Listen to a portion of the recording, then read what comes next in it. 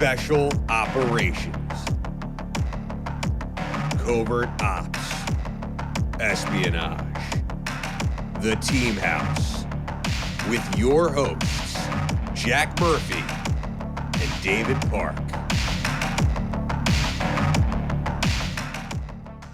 Hey everyone, this is episode 345 of The Team House. I'm Jack Murphy, and I'm here with our guest today, Kevin McDonald. He's the author of A Life Less Ordinary.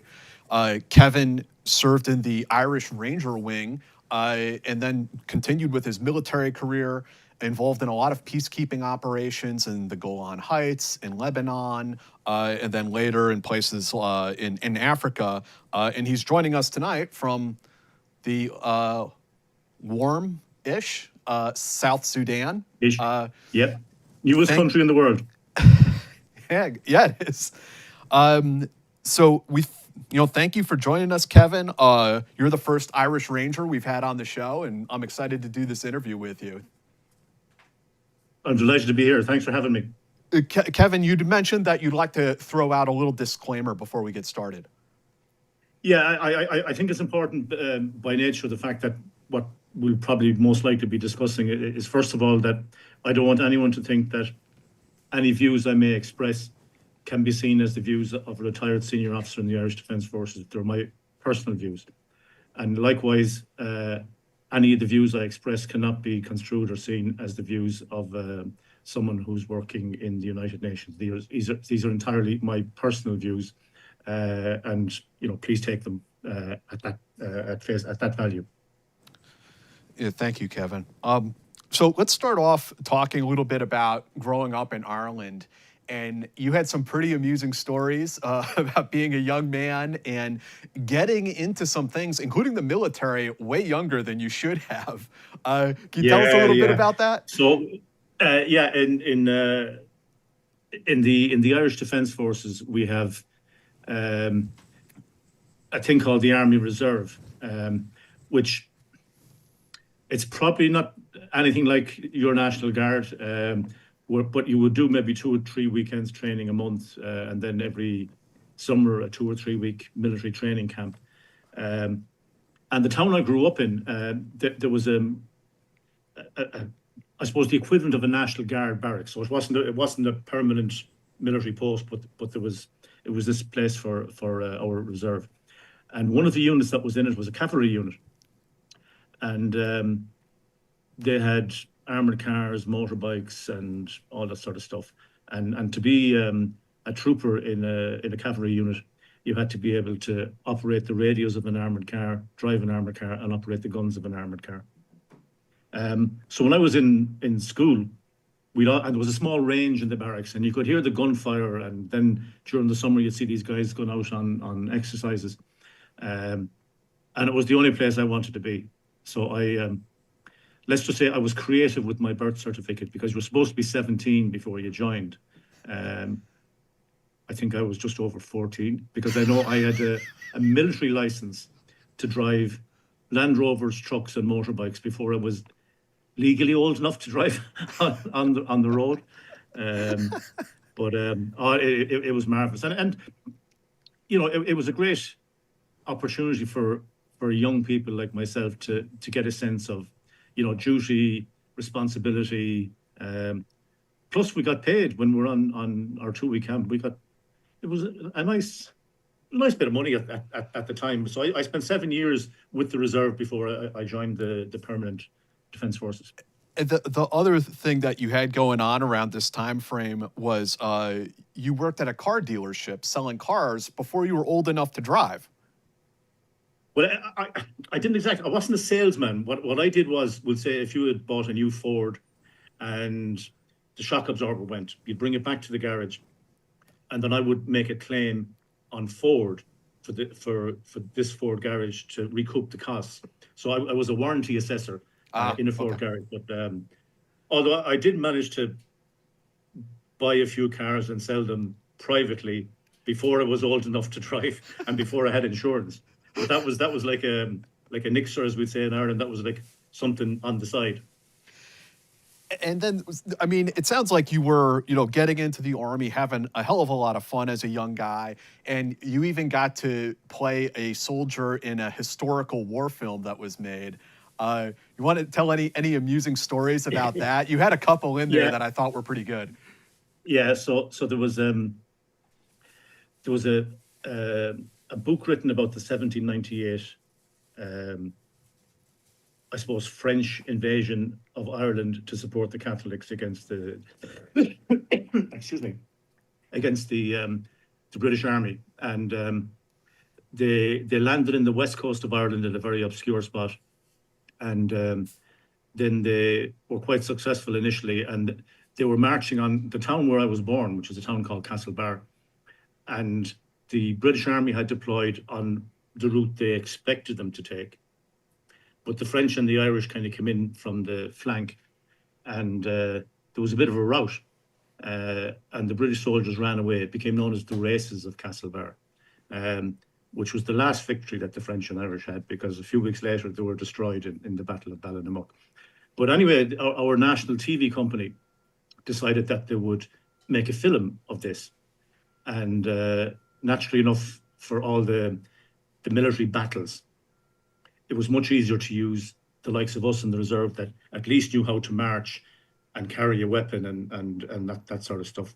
But they had contacted a crowd of reenactors from the UK, and we were working with genuine muskets and genuine cannons.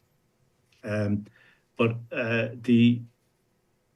ironically, the British Army unit that my guys, my friends of mine, were tasked with being part of was a unit called Fraser's Fencibles, which was a Scottish regiment. So we had red coats and kilts, and for some reason I was put in charge. So I had a sword, and when we were filming the scene for the Races of Castlebar, the idea was that there was like a valley like that, and we're supposed to march down, line up in a straight line, and then over the following hill would come these hordes of Irish peasants and French soldiers. And I was to give the order to fire a volley, and then slowly start retreating backwards. And this guy was to die here, and this guy was to die here. And that was kind of the plan. And there was a small little railway for the TV camera, which would be on my right-hand side. So it kind of started according to plan, as most things do. But however, the Irish peasants and the French soldiers were a bit more enthusiastic in attacking us than, let's say, we were expecting. And one of the key characters in the film, he was a famous Irish actor, and he was playing the part of an Irish poet who had gathered a load of supporters to support the French. And he had a 12-foot pike with a big sharp pointy thing at the end. So he was full of the joys of getting into his role. And I'm here with like a 3-foot sword. And this wasn't scripted. This wasn't supposed to happen. But he started jabbing at me with the sword, with the pike. And I was trying to sword fight with the pike with a 3-foot sword, which wasn't exactly a very even contest. But I was conscious of, on my right, was the camera on the little railway line, filming all of this. So every time he jabbed me, I'd kind of put up my sword like that, and I'd say, "Fuck off!" Oh, sorry, I don't know if I can use language like that. Yeah, it's okay. But and he like this was going on for a good while, and eventually, I said, "Will you stop, or you'll fucking kill me?" So I had to die before I was actually killed. He was that enthusiastic about it. But that was great times, because we were called up on military service, so we were getting paid by the army, and the film company was paying us as well. So like, and the catering on the site was really good. Plus, it was near an old town that had a few nice bars. So anytime there was a break in filming, you could have a British soldier, a French soldier, an Irish peasant, and a Scottish soldier forcing Guinness into us. And eventually the director, "Come on, quick, you're needed back out again." But it was great. It was really good. So then tell us about sort of your first exposure to the Irish Ranger Regiment and kind of how this idea came to mind for you. Okay, so this was unusual, because in that reserve unit I was in, for a short space of time, our commanding officer, he was eventually moved to form the Army Ranger Wing, which is our, for your visitor or for your listeners, this is our SOF unit. And this would have been in 1983 or 84 or something like that. So the unit had just been formed, and he decided he'd run a course of experienced NCOs and officers that would be, after a 4-week course, would be judged suitable if they passed, to instruct on selection for special forces. So not too far away from the town where I was living is there's a vast expanse of open moorland and mountains. It's probably the last place in Ireland that's still kind of really desolate and uninhabited. So he decided that he would use us, our unit, as the story, that the scenario was that these would-be ranger instructors were a sort of a breakaway unit from the Irish Army, and they were operating independently, and we had to go and find them. So we were patrolling by day, and we had set up a sort of a base camp in the woods. No, we hadn't a clue how to set up a proper base camp, but we were looking for them and they were looking for us. And this went on for nearly a week. And we'd been kind of briefed that, nothing will happen to you, naturally. And then one afternoon, there was about 6 stun grenades came flying into our little camp, and we'd never seen or heard stun grenades before. And they're quite impressive if you haven't experienced them. But I hid under a truck, and all the guys were tied up and questioned, and and we were told, give your name, rank, and serial number, the usual. But of course, these guys wanted a bit more information as to who we were and who was our boss and all that kind of stuff. So I was trying to figure out the inner patrolling of these guys and how I could make my escape during darkness. And the next thing, my 2 legs were pulled out from behind me, dragged out from under the truck, thrown into a stream. And who are you and what are you doing and blah, blah, blah. And then about maybe 20 minutes later, the commanding officer of the Army Ranger Wing came in and said, "Index." And these guys changed from being like raving lunatics to, "Hey, how's it going?" It was amazing. But subsequently, when I joined the unit, I was on my own Ranger instructor's course. And I remember going through the same forest at night. We were heading for a naval pickup off the coast. And I was going, Jesus, it's only about 4 years I was here. I was in the reserve, and I'm on the same place, on the same type of course that we were interacting with back then. So yeah, that was a bit. And we were the first Irish Army unit, whether permanent or whatever, to train with the ARW. So it was a huge honour for us. And obviously, after having experienced that, there was only one place I was going when I got a chance, and that was to go for selection. And correct me if I'm wrong, but before you went to selection, you did your first trip over to Lebanon, right, in '84? Yeah, so you can't sort of enlist in special forces, like I'm sure like yourselves. You have to kind of go through regular training and ideally have an overseas trip under your belt.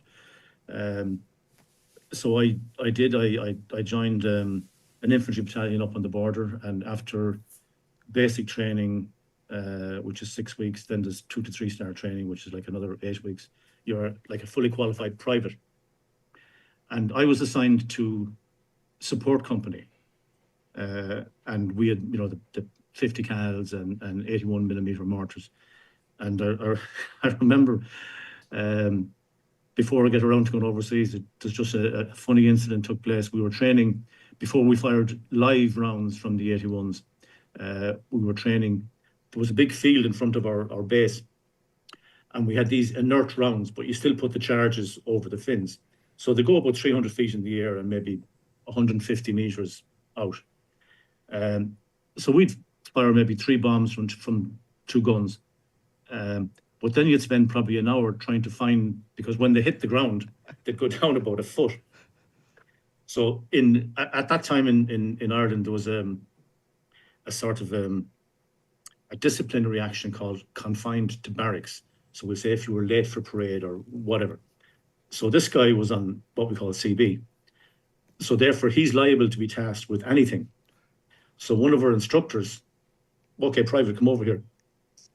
Get a few twigs, stand under that tree, and every time a bomb comes, run out and place a twig, which sounded great. And of course, this guy started getting brave. And at one stage, just as the bombs went off, he ran out into the field like that. And the next thing, there's two 81mm bombs coming down. Not like he would have been killed stone dead. Oh, yeah. Anyway, I digress. But yeah, I went overseas. I was about a year in the army. Went overseas as a private to Lebanon in 1984. I was promoted acting corporal after a month.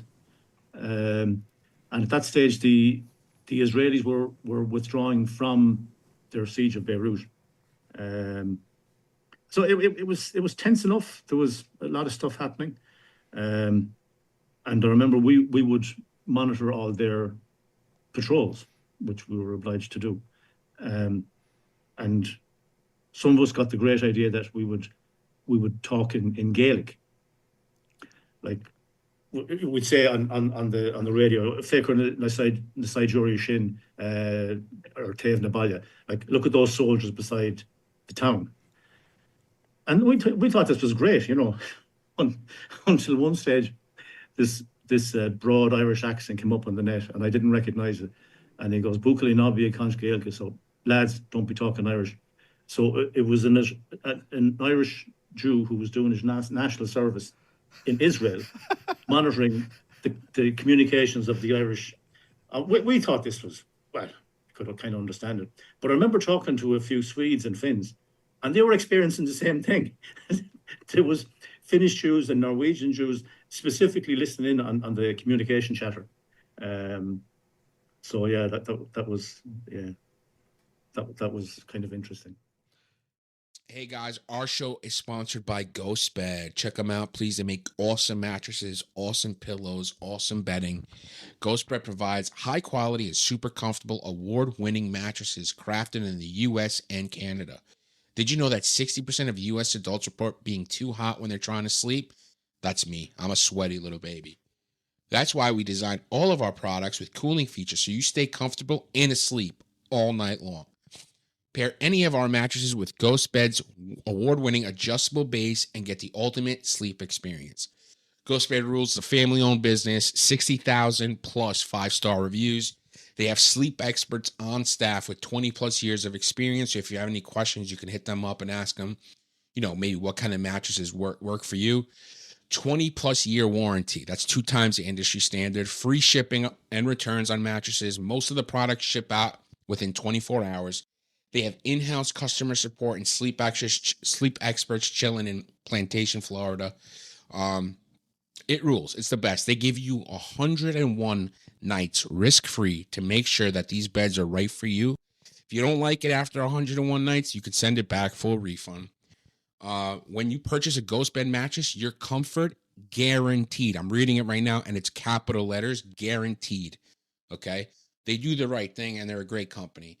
If you're not sure which GhostBed's right for you, like I said before, you could take their mattress quiz online, or you can give a call to one of their sleep experts, and they'll help you with exactly what you possibly could need, what works for you and what doesn't. And the best news about this is, Team House listeners and viewers, you get an extra 10% off site-wide for a limited time. You just go to ghostbed.com/house and use the code HOUSE at checkout. One more time, that's ghostbed.com/house with the code HOUSE, HOUSE, at checkout for an extra 10% off site-wide. I want to thank GhostBed for their continued support. I want to thank all the fans that listen and watch for their continued support. Without you guys, we are nothing. So thank you for supporting the show, and thank you for supporting the companies that help support the show. ghostbed.com/house for 10% off. Made in the US, made in Canada. Shout out to our brothers in Canada. They rock. Check them out. I love GhostBed. Thanks, guys. So talk to us about, getting back home and applying for the Irish Ranger Wing and what the selection process was like. Well, actually, I should have said before I went overseas. At that stage, each brigade, although they were known as commands at the time, but each brigade was entitled to run what they call a basic ranger course. So it's 4 weeks, and if you pass it, you can wear the ranger tab. But we'll say if you're in the unit, there's a ranger tab with a red background. This was just like a standard ranger tab. So I had completed that before I went overseas. So I had some idea of A, what to expect, and B, what my capabilities were. So I went down on selection, and at the time, not every commanding officer would recommend you for selection, because generally the guys going for selection were probably some of his best troops, and he was being left with the problem children, shall we say.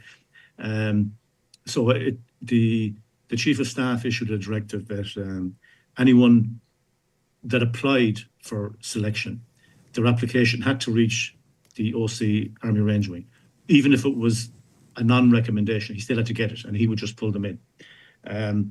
So I went down. Yeah, we started on a Sunday afternoon with about 58 guys. There was 11 gone by the next morning, and 4 weeks later we finished with, I think we finished with 12, of which 10 of us were taken in. So fairly high attrition rate, but it was great. I spent 4 very good, very interesting, very tough years there, and I'm still friends with the guys that I had trained with, and guys I subsequently trained. The selection course must have been, and I just imagine the weather in Ireland, especially during the winter. Does that have any sort of impact on that attrition rate? It does, yeah, and certainly the standard equipment that we were issued with at the time was really bad. Like the kind of plastic rain gear that squeaks and it has no breathability. We had standard issue boots. It wasn't until I got into the unit that I started wearing Gore-Tex rain gear and Gore-Tex boots and stuff like that. But and plus we were using at that stage I don't know if you're familiar with the British webbing, but there's a thing called the 1958 pattern webbing, and your pack was about sort of that size by that. And into that you had to put everything you then pouches for magazines and all, but they certainly weren't designed for holding a lot of gear if it was a week out in the mountains or whatever. But I know that it was good. It was physically very tough, but what I found, and subsequent, I started to instruct on selection courses myself. That if you're not prepared mentally, it doesn't matter how fit you are. If your head starts going, then it's very easy to start coming up with injuries, if you know what I mean. Mm-hmm. Because I know certainly subsequently when I used to instruct on courses, I tended to be the guy that didn't shout too much, but when I did, they kind of knew it was serious. But I often found, if there was, we'll just say there was an inspection, and you came up behind someone and you just whispered in his ear, "Should I be seeing this shit?" That sometimes had a more devastating effect than if I stood in front of him and did a complete bollocking of him. And you know yourself, we play with people's minds when we're testing their suitability for SOF. So, yeah, it was good. And then there was a pretty extensive training course after you finished selection, both doing the subsurface stuff and parachute course, all of that. I mean, can you talk us through a little bit of that? Okay, so first of all, everyone in the unit has to be jump qualified, like static line qualified. So when the course came up, the next course that came up, which I would have been going on, I was on leave when it was started. It was a 3-week course. Or was it either 2 weeks or 3 weeks? Relatively short. But I came back and I had already privately done a jump in the UK. So they reckoned I had some experience. So I was brought in for the last week of the course, and you have to have 5 jumps to get your wings. So I did the first 3 or 4 jumps, and there was 2 expressions that the jump master could, essentially, was assessing the plane, and you had to sit in the doorway, and then when the pilot throttled back a bit, you reached out onto the strut and grabbed a handle, and then stood out onto a plate above the wheel, and then off you went. But the jump masters, they had 2 terms which I became quite familiar with. One was AOT, arse over tit, and the other was BOS, a ball of shite. So the wing ceremony was on a Friday at lunchtime, and the winds had picked up. So the chief instructor said to one of the jump masters, he said, what's Mack like when he's jumping? And he said, he's either AOT or BOS exiting the plane. But can he land? Oh, geez, he can land, no problem. So anyway, the small little military airstrip was not alone beside the main Dublin-Belfast railway line, but on the other side of the main Dublin-Belfast railway line was the sea. Anyway, they took a chance, and because I was the only one that needed the 5th jump to have the graduation ceremony. So they dropped me, I'm not sure how far over the sea. So I'm sort of running with the wind, and then in the middle of this huge grass airfield, there was obviously the tarmac runway. And the next thing I thought, right, I'm going to hit the runway. So I turned back into the wind, then ran with the wind, and ended up on the ground like a bag of cement. And I'm lying on the ground going, yes, I got my wings. The chute inflated, and I'm being pulled down the field.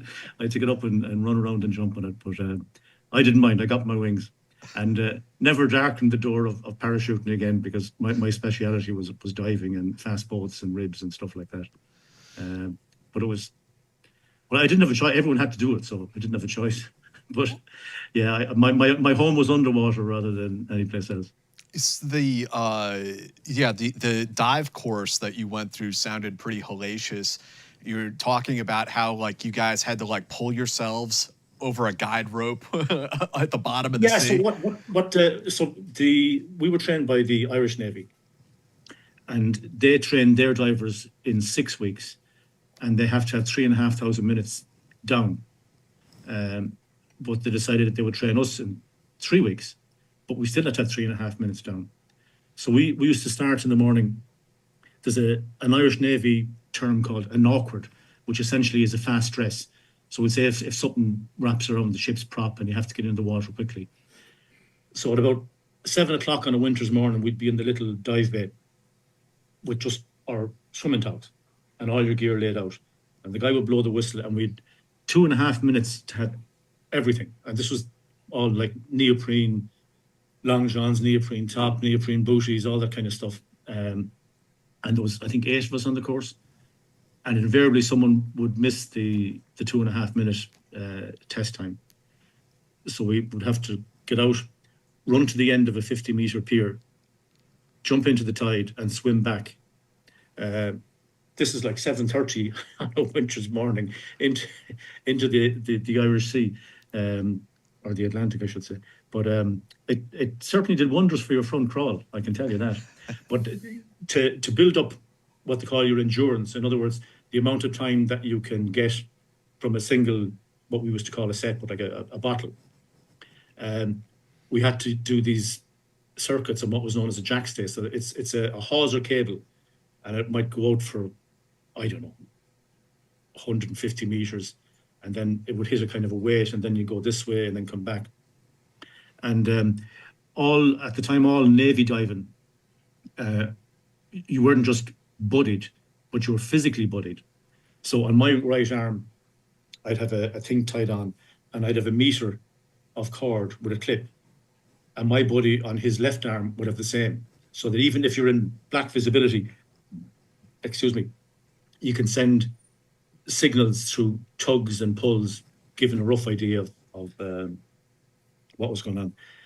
And of course, because we were soft, they wouldn't let us wear neoprene gloves. So generally what had happened is one guy would be on the jackstay and the other guy would be 2 meters above him, still connected. Because when you're on the jackstay, you can see nothing because you're stirring up all this muck and stuff. And because it's an iron hawser cable, there's always bits of wire sticking out. So you'd end up, now of course you wouldn't feel it when you're underwater because your hands are nearly numb. But after one particular storm, we went out and I was on the jackstay and my buddy was, as I said, probably 2 meters above me. And as I was coming to where I knew there was an anchor to join to the next cable, I noticed the cable started rising. And I thought, that's a bit fucking strange. So the next thing, my cable, my personal cord, got caught in a kink in the iron cable. And I'm trying to get my knife out of my leg to cut it, even though cutting your buddy cord is very frowned upon in the Navy. So my buddy comes down and he was kind of going, what's going on? And I showed him where the cord was stuck. And I was explaining, I can't move my fingers. So then the next thing, he shows me his contents gauge, which was nearly in the red. And I held up mine and I looked at it and I was in the red. So we had no choice. So he cut the cable, cut the cord, and grabbed me. And he came up and it was like Excalibur. The first thing that broke the surface was a hand with a dagger. Needless to say, our Navy instructors weren't too impressed. But one of the do or die things that we had to do in that course was the naval base is on an island and there's a huge bridge connecting the mainland to the island. So at low tide, you had to jump off this bridge. And I remember before I started the course, I was talking to a mate of mine who had completed the previous one. And I said, what's the jump off the bridge like? And this guy had a very broad Dublin accent. And he goes, Jesus, you'll fucking jump and you'll fucking scream. And halfway down, you'll take a breath and you'll fucking scream again. And it kind of was like that. It was I don't know, top to you. It was really, really big. And you were in your wetsuit and you had your fins tucked under your arm. But you had to kind of enter with your feet tucked together, slightly bent, arms in like that. And no more than my exit from the Cessna, my exit from the top of the bridge wasn't exactly I invariably had my hands out like that. But at the end of the evening, you'd have bruises, like through the neoprene, you'd be all bruised. Well, I would, because I kind of wasn't doing it technically that right. But it was good, and I thoroughly enjoyed. And of course, we had fast boats as well, which kind of added to the whole benefit of it. We initially had twin Yamaha 50s, and these were 5.4 meter ribs, and the Yamahas weren't great, so we decided that we would purchase a single 120, Johnson 120, for each boat. And the CO was asking me, he said, Mack, how do you want to test these new engines? And I said, let's drive them to the UK. I didn't really know, but I thought it'd be something interesting to do. And of course, he said, do you not think the British military might have a certain view of Irish Special Forces entering their territorial waters? I said, okay. So we tested them another way, but every year the unit would have what was known as a summer camp, where we'd kind of go away en masse to some place, and it was like we say if you weren't a diver, you could try out diving, you could try out rock climbing, whatever. But the adjacent to this place are some of the highest sea cliffs in Europe, called the Cliffs of Moher. Really, really dramatic. So the CO said, can we go over and drive over and kind of look at the bottom of them? So we had two boats, and we had about, I don't know, maybe 8 guys in each boat. And the rib I had, it's just kind of a straddle seat. So you're sitting, and the steering wheel is kind of down nearly at your knees. And the CO was sitting behind me. So we drove around, and the sea was nice and calm. And I literally popped the bow of the rib against the base of the Cliffs of Moher, and you could just look up for 300 or 400 feet. It's really impressive. But I kind of started feeling the swell building up. So I said to the other cocks, I said, let's go, because you could see, like, it wasn't huge waves at that stage, but you could tell by the way they were building it was going to get worse. So we started heading back towards where we thought we could recover the boats. And the waves were getting really big at this stage. So I looked to my right, and the next thing, he went off a wave, went up and pirouetted and fell, and the boat came down upside down, and all 8 guys into the tide. So I decided I wasn't going to try and go for a harbour. I was going to beach it, because the next wave was coming for me. So I said to everyone, hold on. And I went gunning for the beach. And we had a tilt mechanism where we could tilt the engine if we're coming into shallow water. So I was getting ready to do that, and there was an almighty crash. And I thought I had flipped the boat as well. There was that much water had come down on us, but the wave had crashed over us. So I, about 3 seconds, spun the boat around and headed for the sea, shouting at 4 of the lads to run up onto the bow. So we hit the next wave, and the boat went up vertical. So I'm holding the steering wheel this way. The commanding officer is holding onto my chest with his legs hanging in the wind. And as it went up, I thought, Jesus, I'm going to kill people here. And then as I'm coming down, I'm thinking, I have a new Johnson 120 horsepower engine on the back that's 2 weeks old. I'm going to bury it into the sand. But I didn't, and I managed to get the boat out. But needless to say, the other cocks got a fair amount of abuse hurled at him for having flipped the boat. But we recovered that one as well. Yeah, I mean, I'm amazed you guys all made it out of there alive. Oh, well, we did. Yeah, we did. Yeah. Yeah. There was a few cuts and bruises, but, you're sort of used to that. This would actually be a good time to ask you, what is the mission of the Irish Rangers? You're kind of taking us through this training and some of these capabilities. But at this time, what was the unit's actual purpose? Okay, so like most SOF units, we had a green role and a black role. So black role would be counter-terrorism, dealing with hijacking of planes and trains and buildings. And then the green role would be your standard military, sniping, long-range patrols, ambushing, that kind of stuff. And we, because the unit was only founded in the early 80s, so this was still in the 80s. So we were, in a lot of cases, we were finding our way. Like certainly the initial instructors had trained in the US, but a lot of the stuff, like tech, for instance, we had gas rigs, and we had to develop our own concepts on how to take a rig. And certainly, like we'd say, doing combat swims from a mile out, hitting the rig, which is difficult enough at night, let me tell you, and then setting up a line between 2 legs so you could hook your stuff on, and then go up the legs of the rig and carry out whatever you're supposed to do. And in high seas, like on the legs of these rigs, there was like holes, I suppose, for want of a better word. But sometimes they weren't there. And, you could get hit by a wave, and then when the wave recedes, you could be 3 meters off the tide.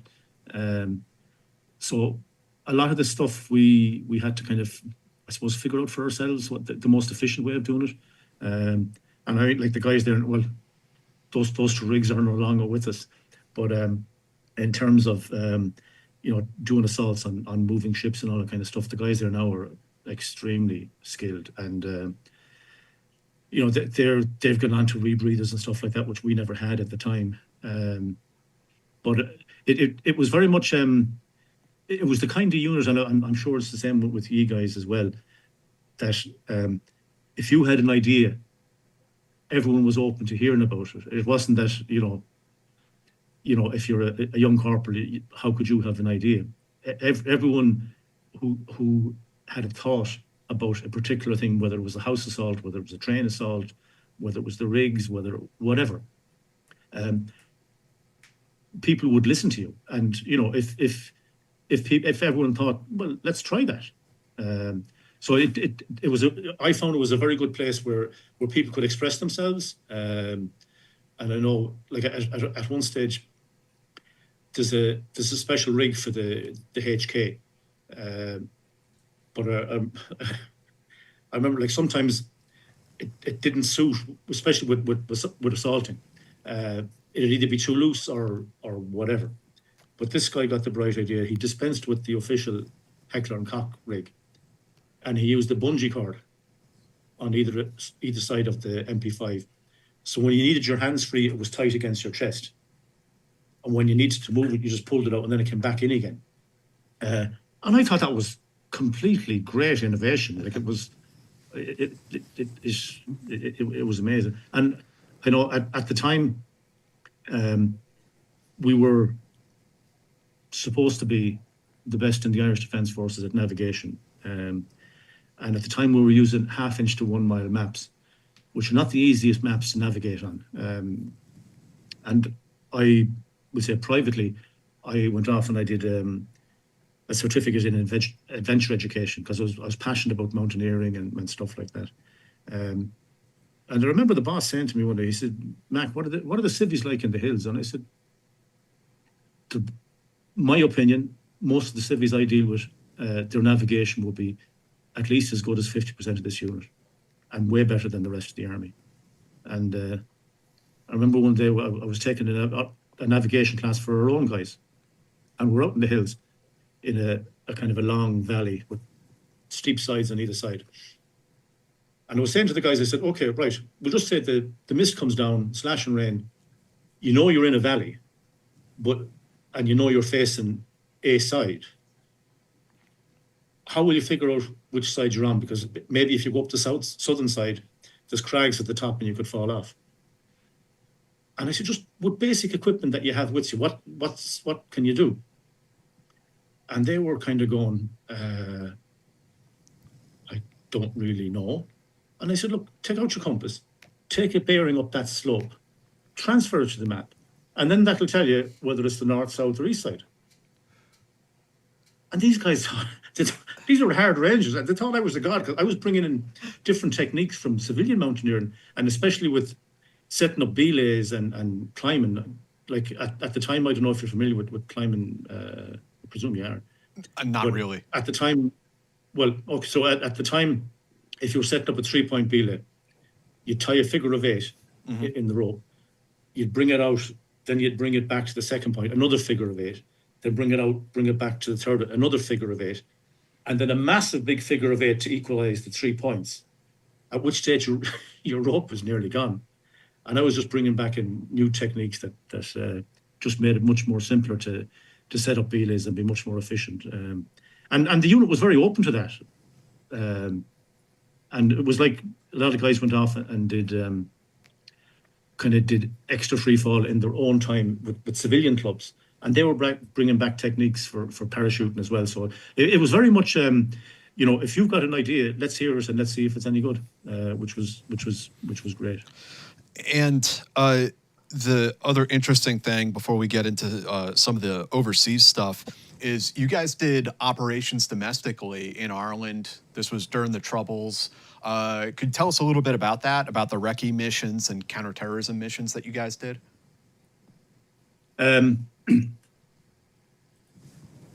We did a few.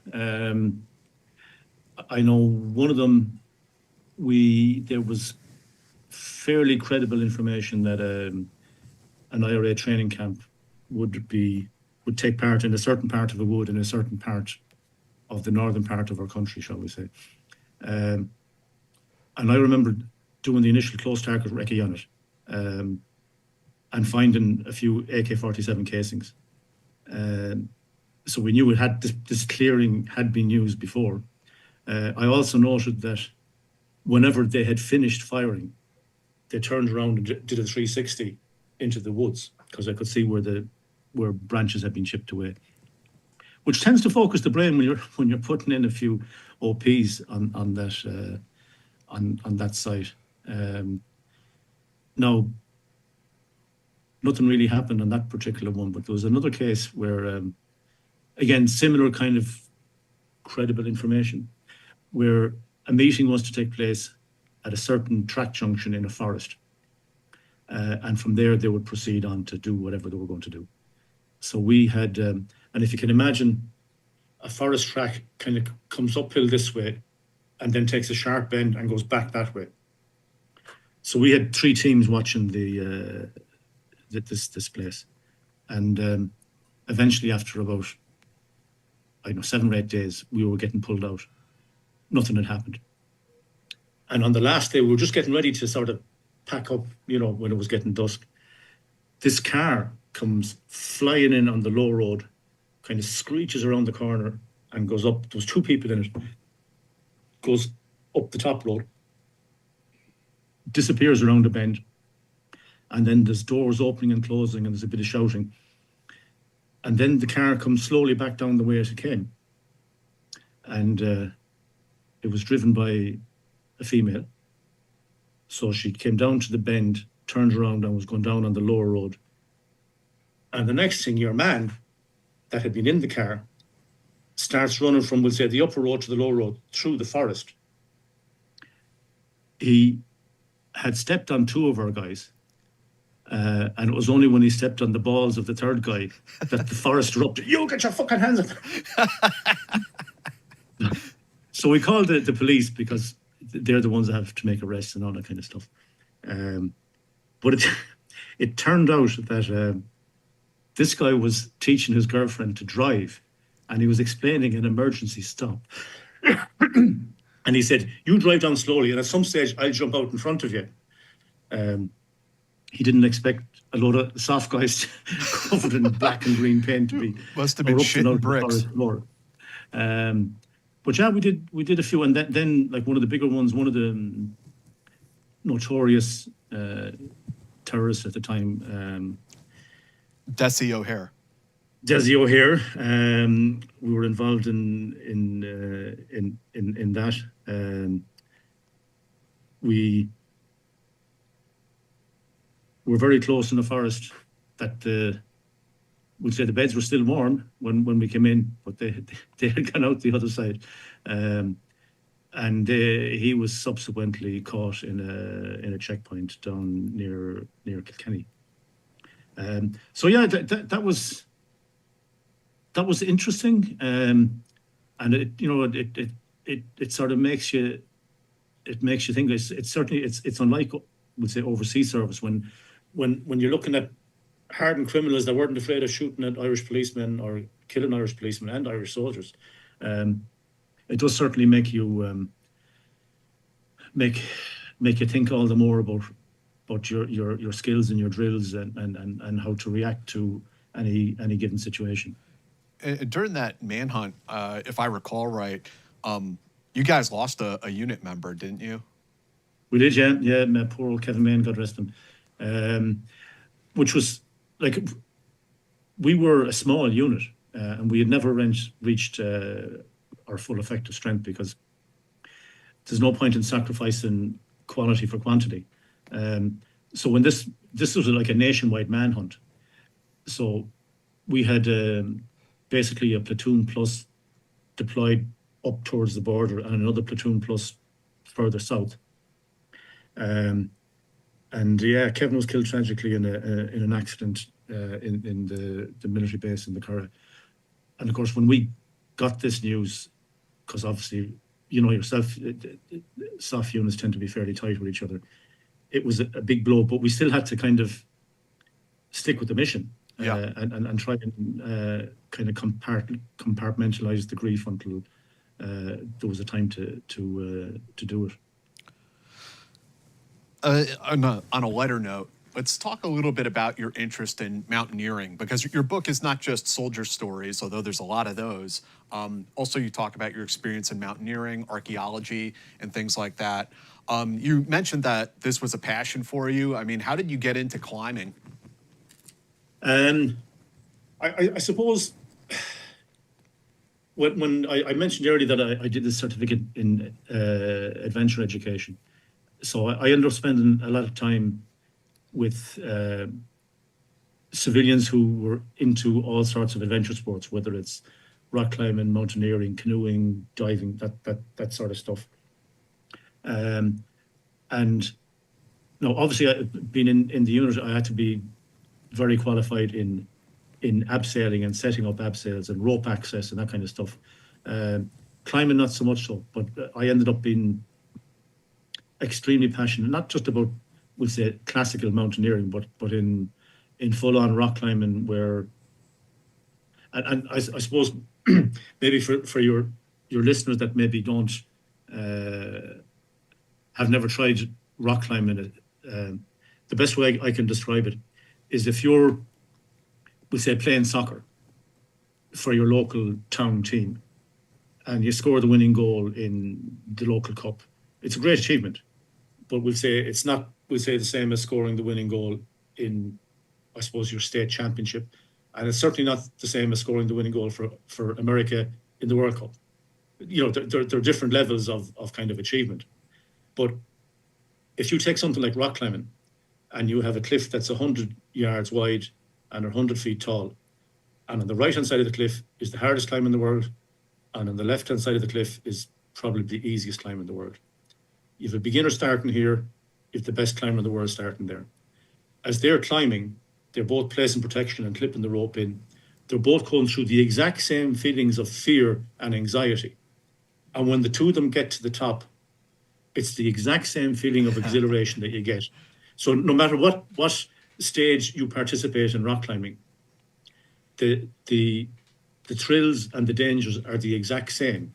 So therefore, the sense of achievement when you get there, I've always found are the exact same. That's interesting. I never heard anyone put it that way before. It's the Irish way of explaining it. No, it's a great way to explain it. And you got to, did you get to name a peak or a climb after your, because you were the first one to do it? Okay, so in rock climbing, I ended up being quite friendly with one of the best rock climbers at the time, a guy called Tom Ryan, who passed away subsequently, God rest him. But we used to go to the sea cliffs on the west coast of Mayo, which is kind of on the central part of the country. So if you find a route and lead it, you decide the grade and you give it a name, and then kind of henceforth the name will be First Ascent Kevin McDonald with Tom Ryan, or vice versa, whatever, and the name is whatever. And when you look at a rock climbing guide, it'll tell you that this climb is graded at this difficulty. First Ascent was made by Kevin McDonald and Tom Ryan, and the name of it. So yeah, that's kind of another interesting about rock climbing. Your name kind of lives on if you're the first person to make that particular climb. And then you went to the dark side and became an officer. Yeah, I did. And it's kind of strange. So when I spent 5 years in the SF, I was getting tired of sort of living out of a bag, essentially. And I didn't want to go to a standard unit where I knew I'd get flagged because of all the courses I had done. And an opportunity came up in the unit I originally was in as a reserve. There was an opportunity for a training sergeant. And I thought, right, I'll apply for that. And that will give me great scope to really get into high-level mountaineering, because I knew I wouldn't be that challenged looking after a bunch of eager reservists. So I did, and I have to say, after about a year, I was beginning to get a bit twitchy. And then the Irish Defence Forces decided that they would run a course to commission suitably qualified NCOs from the ranks. And this doesn't happen that often. So this was in 1991. And this would have been the 7th potential officer course ran in the Defence Forces since the Army was founded in 1921. Wow. And the difference for this one, which kind of made it appeal to me, was the previous 6 was they selected people with skills in A and Q, and they kind of put them in as adjutants and battalion QMs and stuff like that, and more or less specifically not giving them operational roles, where we were told we would be standard platoon commanders. So I jumped into the dark side, and it was good. It was interesting. I ended up in a lot more places than I would have ended up in as an NCO. One interesting. Sorry, go on. No, go ahead, Kevin. Okay, well, I was just going to tell you the story that just because I went to the dark side, I didn't lose my mad streak. There's a high security prison in Ireland called Portlaoise, and the inner part of the prison is the old British prison from when they were running the country. And this is where and generally we had 2 platoons in at the time. So you would do a 3-day stint, 9 hours, 9 hours off, 9 on, 9 off for 3 days, and then go out for 3, back in for 3. And you would do 3 months of that. So I was the platoon commander for the battalion I was in. And normally, I don't know if you have something similar in the US Army, but before you go on, let's say, guard duty, you have to be what's known as mounted. So in other words, you line up, the officer checks that there's nothing in the breech, and then you fit a charged magazine, and it's kind of a bit of an old habit. So anyway, I was waiting for my platoon to form up, and I was looking at the wall, the original wall of the prison, which was made of limestone bits. And I was kind of looking at it, thinking, I wonder could I climb that? So one of the privates that knew me from my sporting experience with the pentathlon team, he said, "Sir, come away from it. You wouldn't even get off the ground," because he knew I was a rock climber. And he had the whole platoon listening to him. And I said, "Is that right? Would you like to put a little wager on that?" He said, "I bet you wouldn't get 3 meters off the ground." And the whole thing was it was at least 10 meters, probably 12 meters. It was a tall wall. I said, "Right, I'll double your bet, and I'll get to within 3 meters of the top." So of course he's going, "I have him. I have the officer." So the next time I came back, I brought in my rock climbing shoes and chalk, because when you're climbing in small holes, your fingers get very sort of sweaty. So after a 9-hour shift, I'd spend about 40 minutes on the wall trying to perfect these little holes where the mortar had come away, and I'd get my fingers in. And after like 40 minutes is about as much as you could do, because you're kind of balancing on the tips of your toes and on the tips of your fingers. But I'd always leave a little chalk mark to show that the high point. And of course, the lads would be saying to this guy, "He's getting higher, he's getting higher."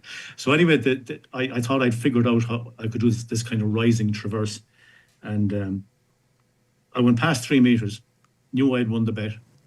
I went past 2 meters, and I knew I could make a lunge to the top, but I couldn't reverse it. So I'd have to kind of crawl along the top of the wall to get into one of the guard posts. And everyone was going to know about what was going on. So I had this conversation between the mad side of my brain and the calm side of my brain, about 20 feet off the ground, hanging like this. So eventually I reversed the climb and thought no more about it. And about 3 months later, I was in a different barracks, and I was in the officers' mess having a beer, and a few other guys came in, and I was introducing myself. And, "Oh, you're from the West?" I said, "Yeah." "Who's that guy that climbed up the wall in Portlaoise prison, climbed down the far side, went into town, bought a pack of cigarettes, and came up and reversed it?" And I said, "Well, it wasn't quite like that now." See, Kevin, that's where you screwed up. You were supposed to look him dead in the eye and say, "That's exactly how it happened." But yeah, that was interesting. And then 1993, you go back to Lebanon, this time as an officer. And that was interesting because I was in charge of recce section. So we had 2 big Sisu armored cars, which I had to be qualified in as well. So I was out and about a lot, but it also coincided with a major 7-day war between Israel and, I suppose, the people of Lebanon. at that stage, the Israelis had kind of withdrawn to what they called a security zone, which was essentially a 10-kilometer deep strip inside in Lebanon. And they had like fortified positions on all the high ground, plus they had the services of what we call the DFF, the de facto forces, and they called the South Lebanese Army. So these were Lebanese that were armed and uniformed by the Israelis. And every fortnight, I suppose, Hezbollah would attack the Israelis. But they were effective enough, I have to say. And at one case, there was an IDF blue on blue, and I think there was about 4 IDF killed. So then they launched what they called Operation Accountability, which was a 7-day war essentially, but it was standoff. It was planes and tanks and artillery and naval gunships and stuff like that. But their stated aim was to create a huge refugee problem that might force the Lebanese government to take on Hezbollah. And of course, it didn't. It sort of drove people more into the arms of the extremists of Hezbollah. But I remember at one stage, I was on the roof of a 3-story building, which was our company headquarters, and there was 155 artillery landing all over the place. And of course, each one of them is a violation, just as Katyusha's going into Israel is a violation. And we had to kind of record the locations of them all. And I saw this shell hit the village about a kilometer away, and it didn't explode, it ricocheted. And I could see it coming in my general direction. So I kind of threw myself down on the roof and then forgot about it because there was shit flying all over the place. And then we used to, for internal communications within the camp, we had these old like dial-up phones, the field telephone. Where Yeah. So I go, roof, and this guy goes, sir, have you looked at your accommodation? So I looked over the roof, and there's a big hole in the roof, and the door is blown out. So I thought, okay, that's where the shell landed. Thought no more about it. So then 5 minutes later, roof, sir, you better look at the canteen. So I'm looking over, and here at the steps to the canteen is an unexploded 155 shell. So I contacted the battalion. They contacted the IDF. There's a liaison branch in Unifil that kind of does that stuff. So they agreed not to shell the road from the battalion headquarters out to where we were for 3 hours to allow for one of our EOD guys to come out and deal with the unexploded shell. So anyway, this captain rang me and he said, Kev, can you get about 20 or 30 sandbags or as many as you can? Because obviously when I blow this, it'll do a bit of damage. And I have this marvelous picture of about 6 guys in flak jackets and helmets ferrying sandbags towards the shell. And then across from them is another 6 guys with flak jackets and helmets ferrying all the beer out of the canteen because the canteen would be destroyed when your man blew the shell, which it kind of was. So we subsequently, when the war was over, we renamed it the 155 Club. But the day after the ceasefire, I was going up to the village of Brashish was the name of the village, to do a sort of a recce. And because there were so many unexploded shells, in fact, it was a policy of the IDF to fire 155 artillery shells without fuses. And they did more damage. So we say if a 155, as you probably know yourself, when a 155 shell goes off, there's a crater maybe a metre wide and half a metre deep and loads of shrapnel. But if it doesn't explode, it could come down through a 3-story concrete house, go into the garden and come up and land in the 2nd story of the house next door. So you've destroyed one house. And if you do what you're supposed to do, which is blow the shell in situ, you've destroyed a 2nd house. And this particular day, myself and this Swedish lieutenant, who was a bomb disposal guy, we carried, I think, 10 unexploded 155s out of houses. Yikes. And we had a small Jeep and a trailer.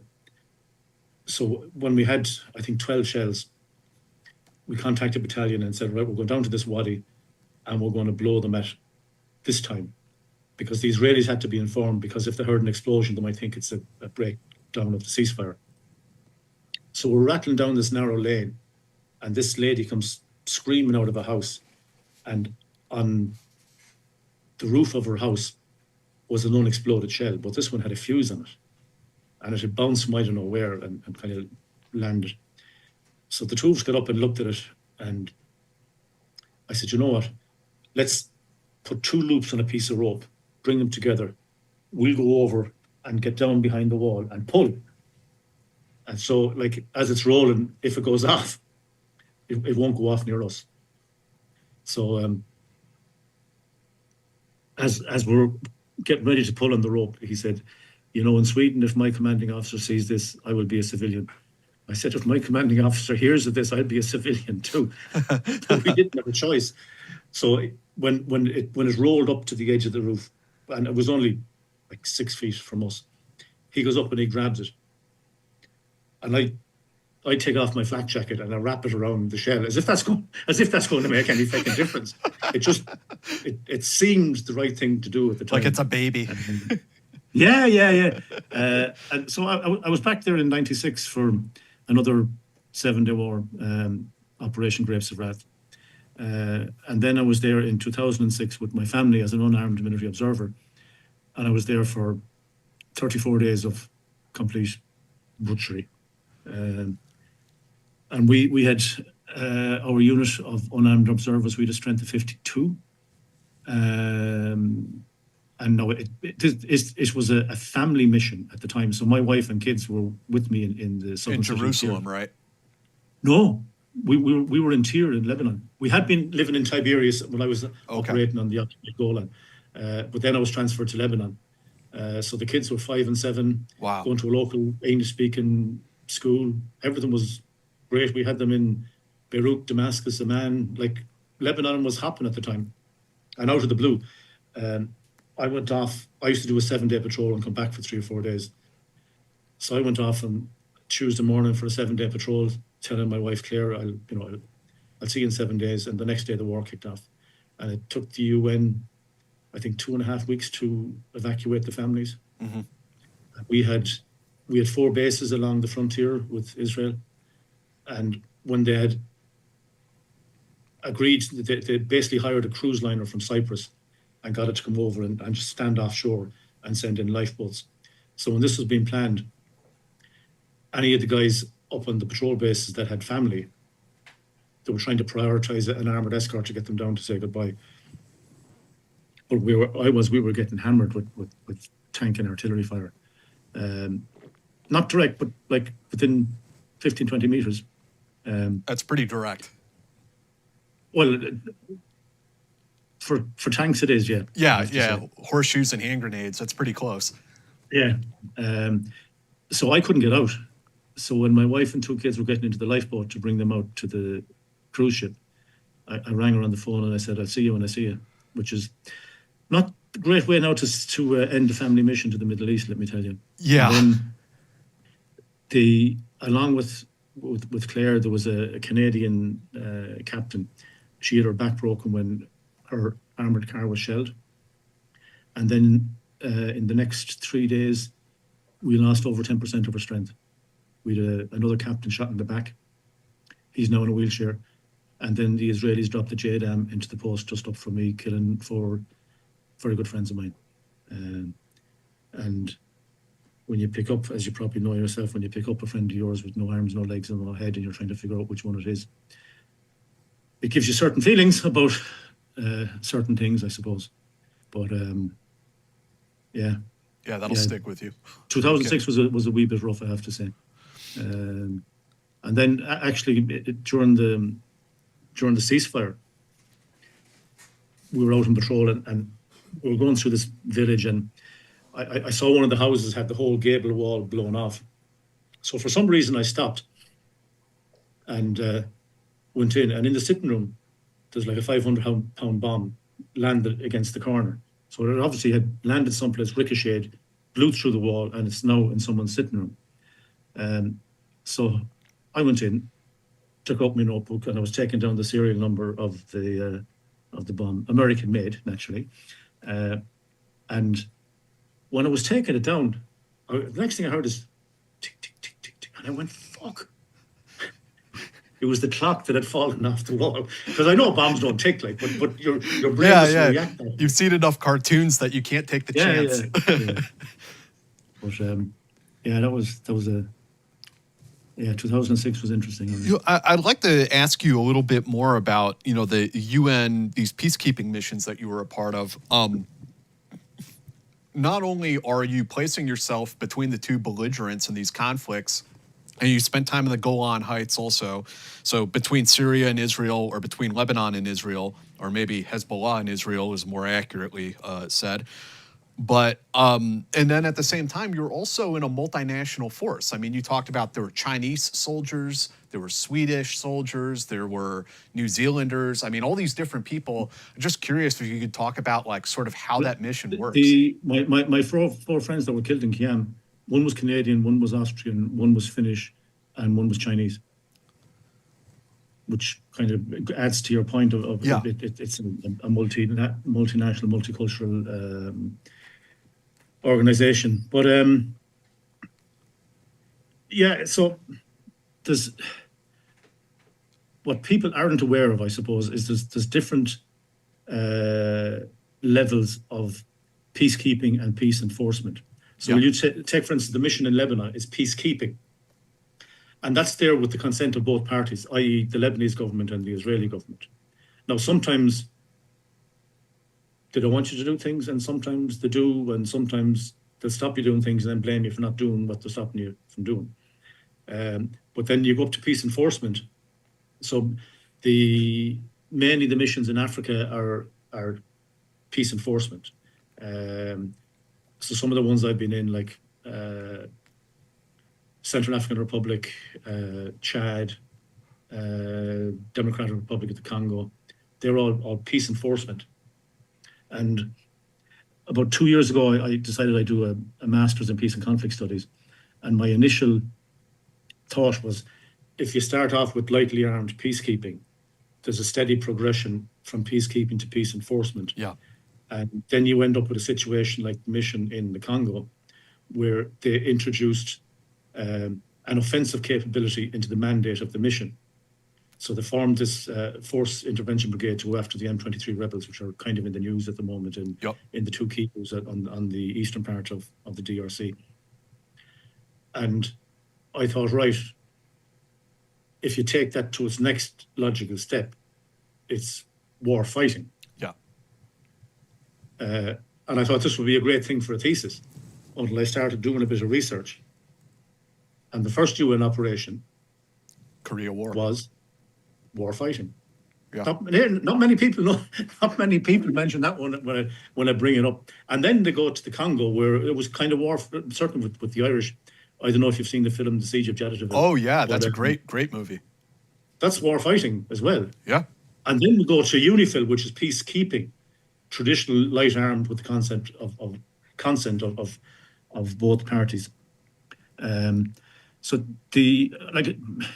people will talk a lot about UNIFIL being unable to fulfill its mandate, and in certain cases it is. But UNIFIL is the first and only UN mission that successfully oversaw the maritime agreement of a maritime sea boundary between two countries who were still at war, which is Lebanon and Israel. They're still at war since 1948, officially. But UNIFIL managed to get both sides to agree on their maritime boundary. Now, they haven't agreed on the land boundary just yet, but it was significant because off the western coast of northern Israel and the southwestern coast of Lebanon, there's huge gas reserves. So I suppose money talks, but they've certainly been successful in that regard.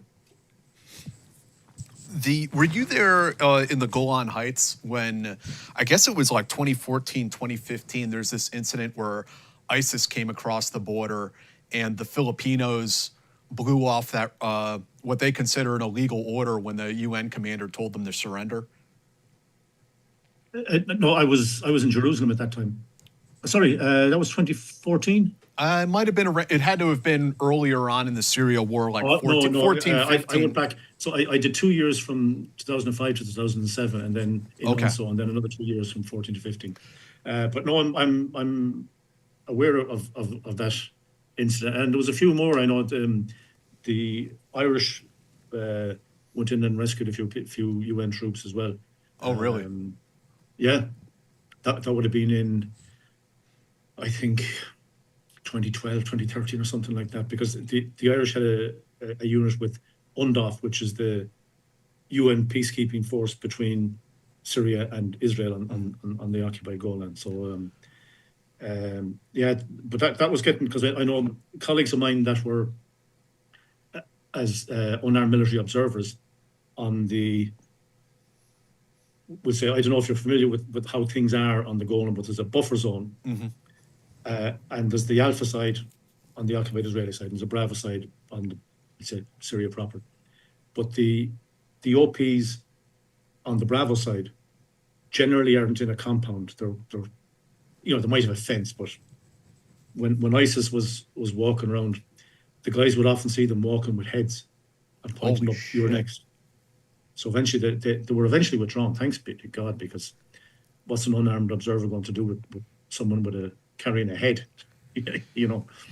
Yeah, I heard it from the Filipinos told me about it, and this incident where the ISIS dudes came across the border, and I think they got the Fijians. They captured some Fijian soldiers. Fijians as well, yeah. Yeah, and then they came to and tried to surround the Filipino compound and said, like, hey, surrender your arms and surrender yourself, and they radioed back, and the UN commander told them to surrender. And the Filipinos blew off that order, and they started talking to Manila instead. They're like, we're putting ourselves back under Filipino military control because this is nuts. Yeah, and then there's I won't go into it too much, but certainly in some missions, the opposite is the effect. When troops are told to do something, sometimes they'll ring home, and home will say no. And that unfortunately has occurred. So it can happen both ways. right, I can see it. Yeah. And I mean, there's also like incentives for some of these militaries to be a part of the UN, and their soldiers get paid to go on these missions. So yeah, it goes both ways. But the government gets paid as well. Every piece of equipment they bring with them, there's a sort of a monetary value attached to it. So when they bring all their armored cars and vehicles and stuff like that, there's a set monetary value for each thing, which we'll say the UN rents from the TCCs, which is the troop contributing countries. So yeah, for certainly a lot of the poorer countries are a lot of the biggest contributors to UN missions. And that's one of the reasons why. So in the midst of all of this, you went back to university and you got your degree in archaeology, right? English and archaeology. Yeah. And it's strange because we'll say if I had come through the normal officer school, when you get commissioned, you automatically go to university, and you kind of go back to the military during your time off from university. So because I came up through the ranks, I decided I'd look for the same rights and entitlements, and it took a bit of a battle, but I had fought my battle on doing a language-based arts degree. And in the main training centre in the Curragh, we had a language school, and we also had a UN training school. Excuse me. So in Ireland, in first year arts, you do 4 subjects. So I was doing French, English, geography, and I kind of wanted to do philosophy because it sounded interesting. Because at that stage, I was 36. Like, people were saying that you should do an IT degree. Who's going to hire a 36-year-old married guy with a basic IT degree?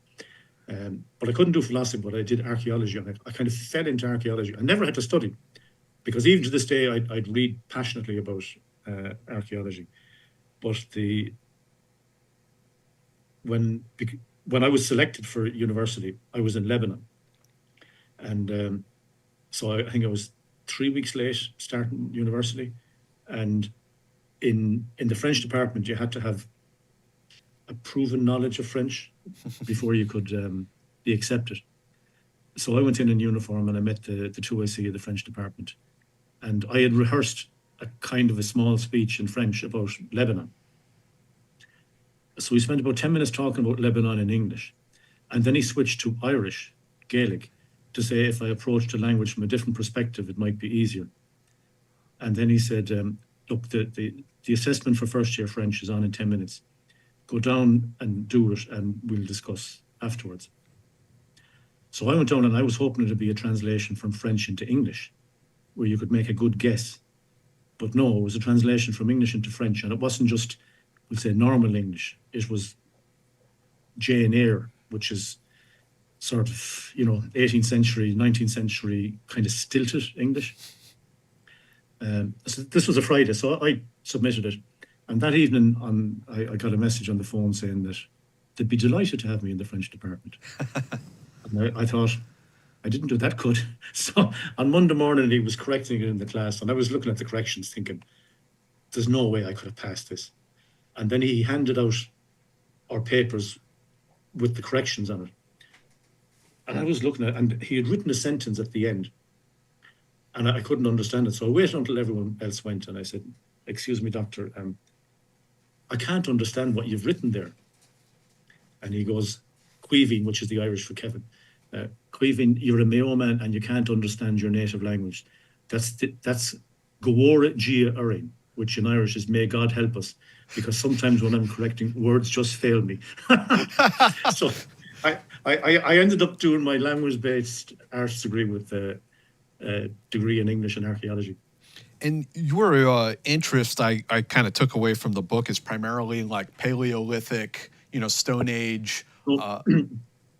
Not Paleolithic, we'd say Neolithic. Okay. There's very little evidence for Paleolithic in Ireland, but the Mesolithic, which is the Middle Stone Age, which in Ireland, you're looking at about just over 7,000 BC, and then the Neolithic from about 4,000 BC. So that kind of prehistory would be more of what I'm into rather than medieval stuff or anything like that. But yeah, it's always, since then, it's been a passion. And, even when I'm out driving, my wife would hit me because I'd be looking, what is that hump doing in that field? And, and I've been lucky enough. I found loads of stuff, unrecorded stuff in Ireland, in Lebanon, in Israel, Chad, in Mali. Actually, when I was in Mali with the European Union, there's this place west of the capital. It's a huge natural rock arch it's like 30 meters, quite impressive, called the Arch of Khiam. And at weekends, I became a kind of a subject matter expert on it. So I would bring people out on a Sunday and explain the mythology and the archaeology and the geology. But the first day I was there, I was finding these little like balls of metal, which is called slag. So say if you're pouring molten metal into a thing to make a blade, right? The molten metal kind of spills out as balls, and it's basically it's evidence of metalworking. So I started researching the archaeology of Mali, and the world expert on the archaeology of Mali is the professor, naturally, Kevin Mack McDonald. And I said, geez, I don't believe this. So he's in the University of Glasgow, I think. So I sent him an email saying, I'm also Kevin McDonald, I'm an archaeologist, and yada, yada, yada. So we ended up meeting in the capital, Bamako, about a month later, which was kind of interesting. Well, let's start getting into that a little bit, because during the 2000s, you started these deployments to Africa. The first one, you thought you were going to Kosovo, but they sent you to Chad. Yeah. Someone in HR within the Irish Defence Forces had maybe a funny sense of humour.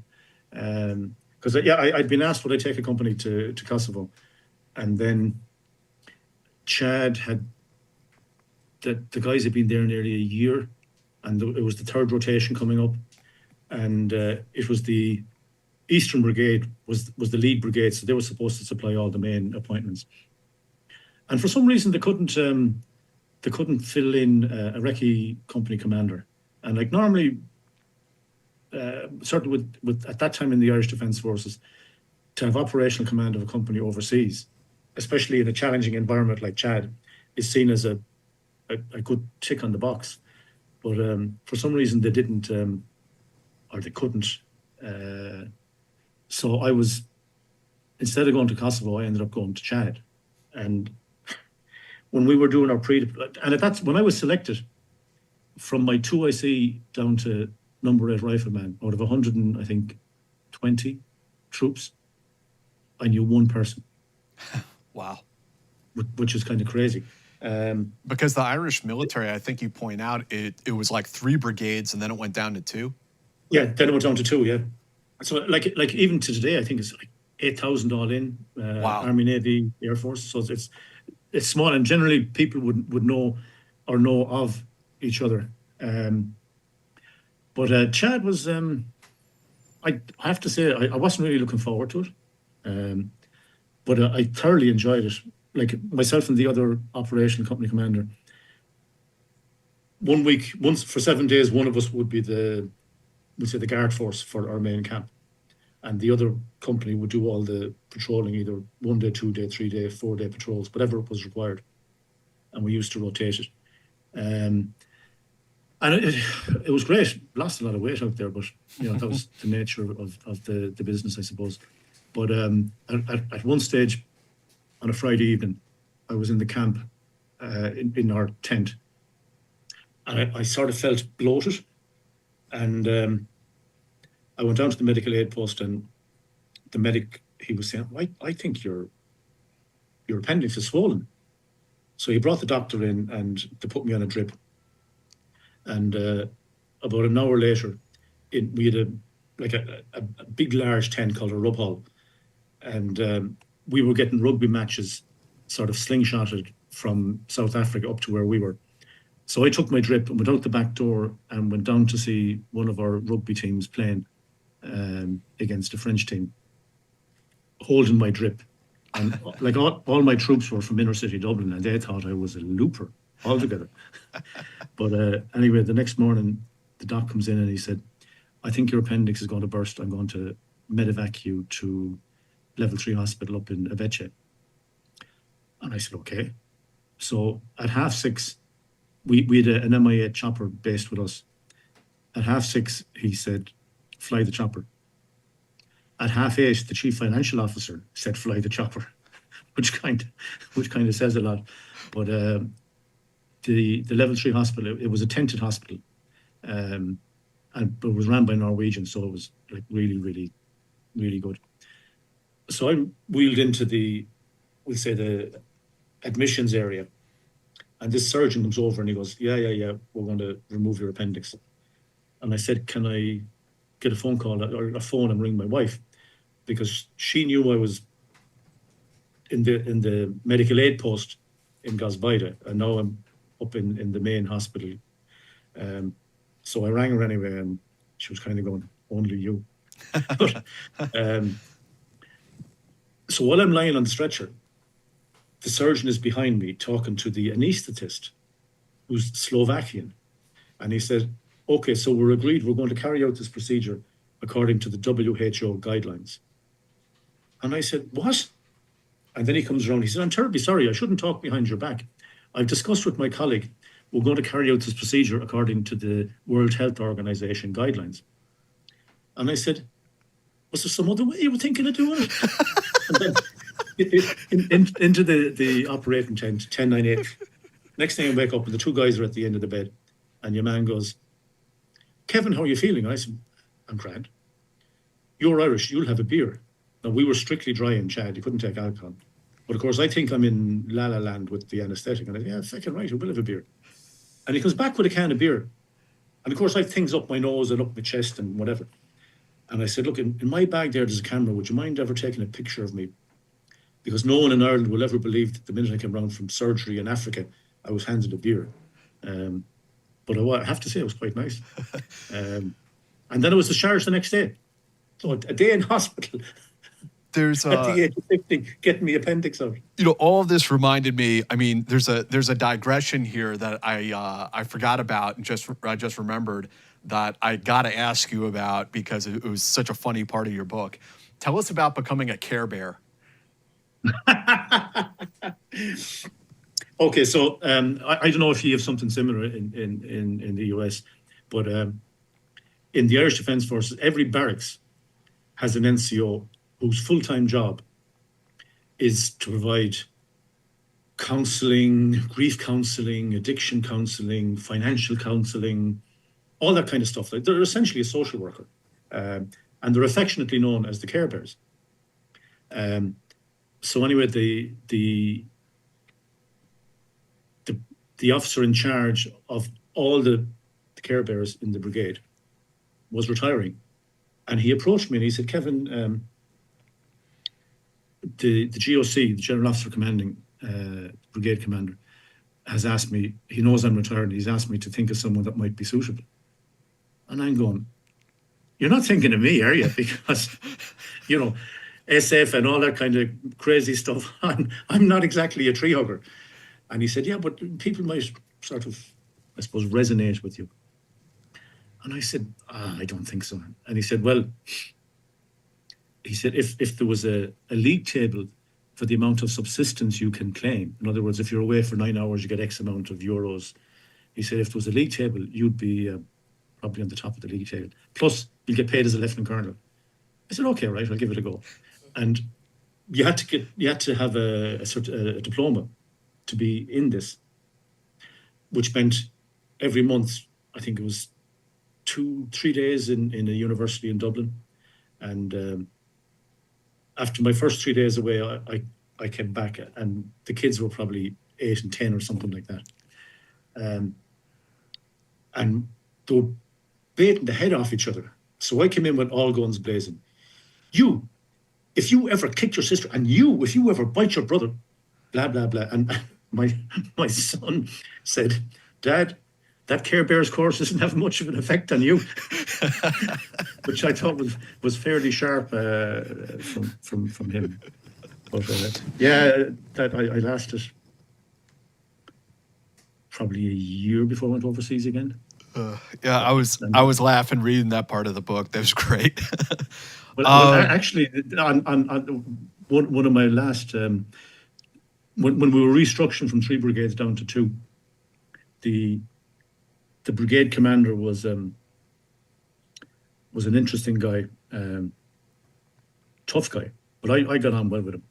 But I came up to brief him about something, and he was getting into his best uniform, and he told me he was going over to this barracks that was being closed as part of the restructuring, and he was going to attend the last mass in the garrison church. And without even thinking, I just said, we can do a lot of things. Well, I think it's audio. The glasses like that. Should a major or a commandant be talking to a GOC like that? He saw the funny side of it. Sorry, your audio cut out there for just 1 second, Kevin. Could you just say that part again? Like he asked about going to last mass. Yeah, so he was going to the last mass in the garrison church in the barracks that was being closed as part of restructuring, and that's what he had told me. And without even thinking, I said to him, I said, sir, in the Care Bears, we can do a lot of things, but saving your soul isn't one of them. And then you could see him looking at me like that over the glasses, and I thought, have I pushed it too far? But then he kind of started laughing a bit. So yeah, it's not exactly how a major should address a general. But and then you end up in Western Sahara. This was another interesting sort of like peacekeeping or peace enforcement operation that I'd never really thought about. The mission in Western Sahara is the only UN mission whose sole purpose is to organize a referendum. So a bit of background, Western Sahara,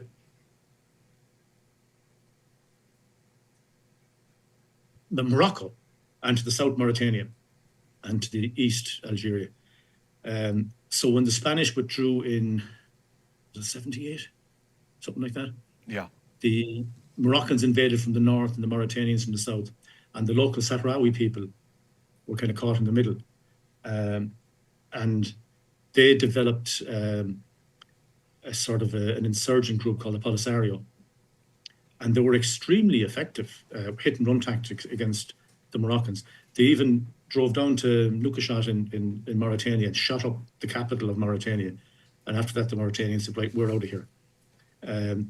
But so effective they were that the Jordanian army started building what is today the most longest modern construction in the world.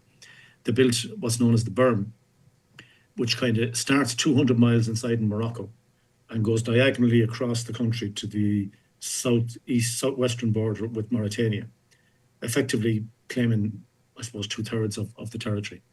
And it's like something from, First World War.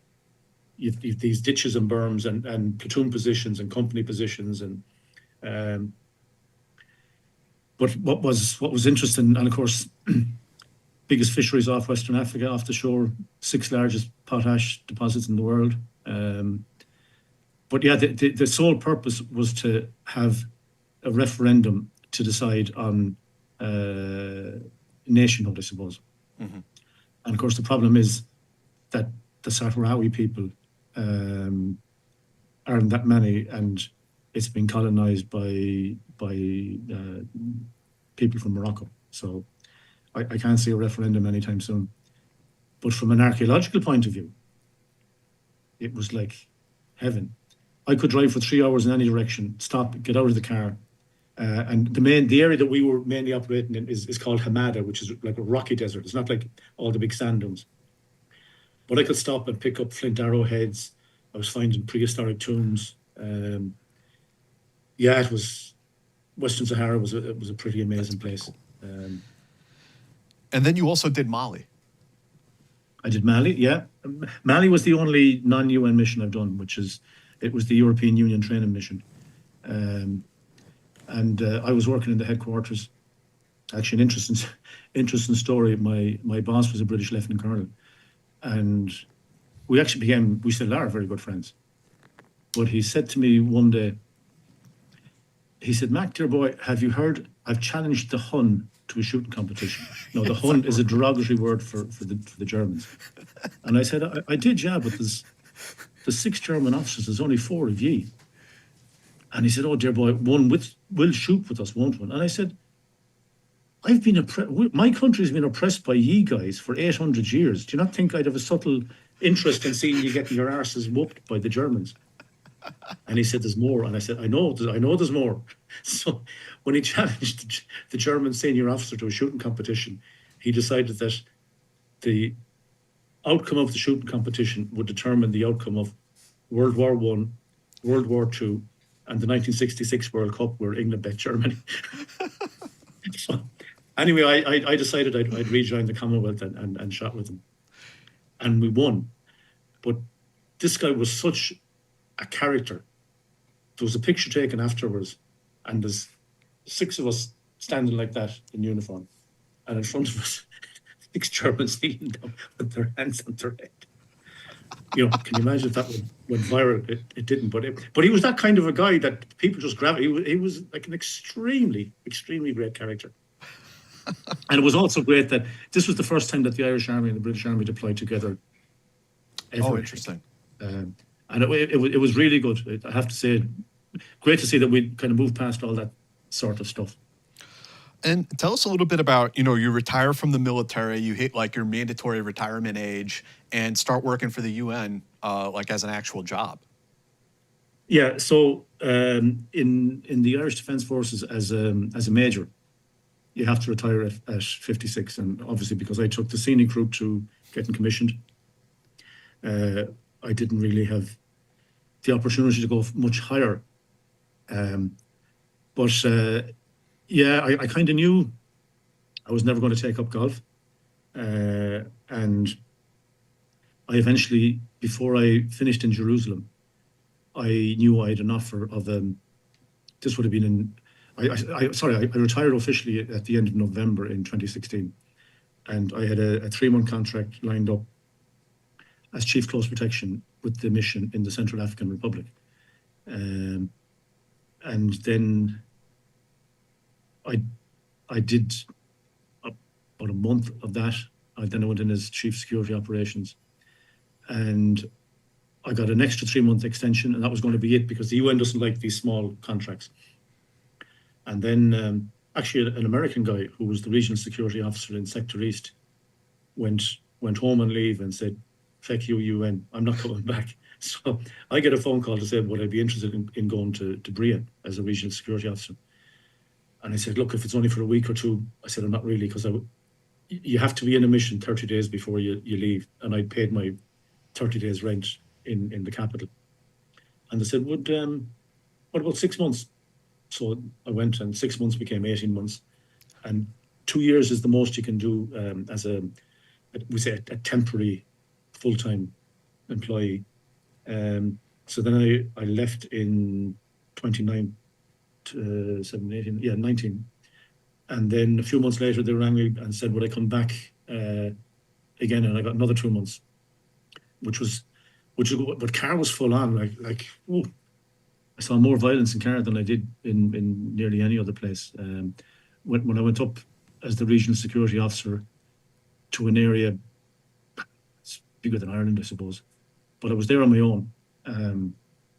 And as a security advisor, I was responsible for giving security advice to the international civilian staff, the national civilian staff, what we call the MSOs, the military service officers that are working in the headquarters, the UN police, essentially anyone that you weren't part of the battalions, like the TCCs.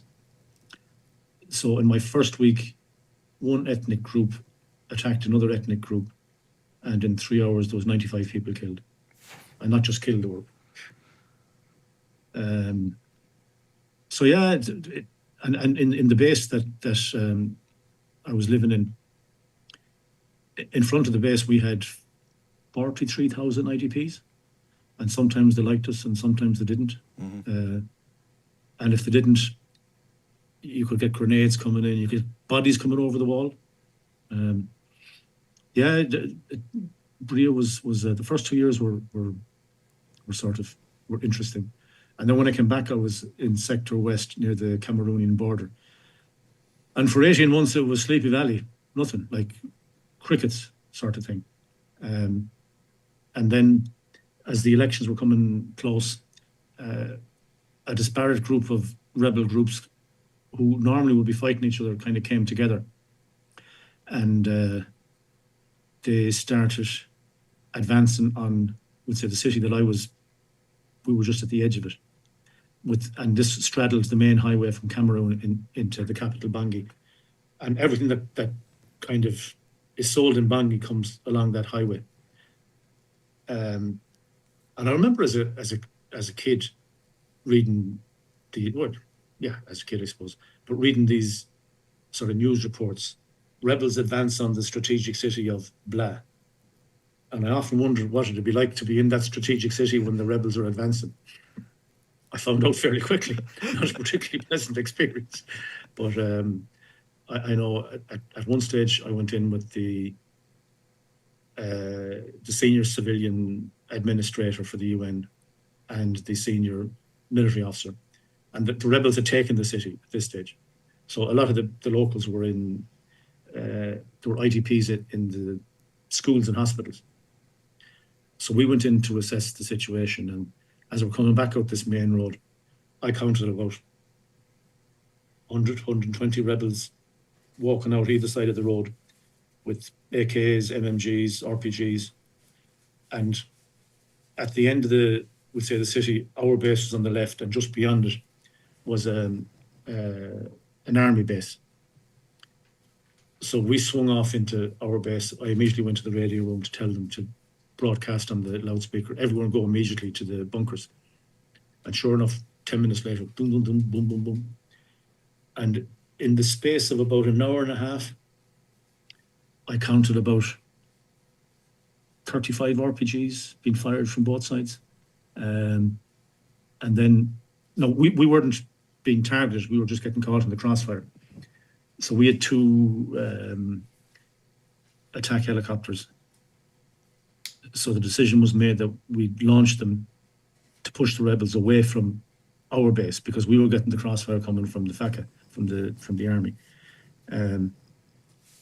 That in itself, getting them out of our base to the helipad was kind of a wee bit interesting.